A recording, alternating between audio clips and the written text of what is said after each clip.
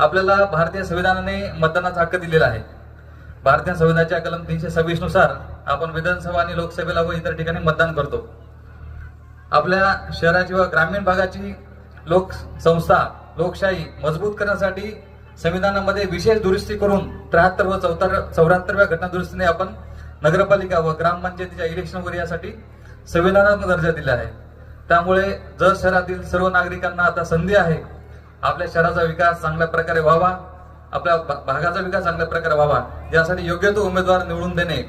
यासाठी येत्या 2 डिसेंबरला जत शहरातील सर्व नागरिकांनी उत्स्फूर्तपणे मतदान करावं आणि आपल्या सत्सक विवेक बुद्धीने मतदान करावं, असे मी निवडणूक निर्णय अधिकारी जत तहसीलदार जत प्रवीण धांदोरकर आपल्याला आवाहन करतो।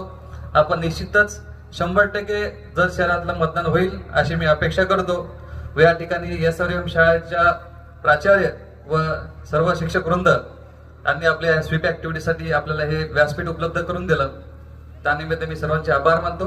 थँक्यू, धन्यवाद। आणि व्याख्यान ऐकायला आवडलं असतं, पण आमची आता ती स्क्रुटिनीची तयारी सुरू आहे, उद्या स्क्रुटिनी आहे।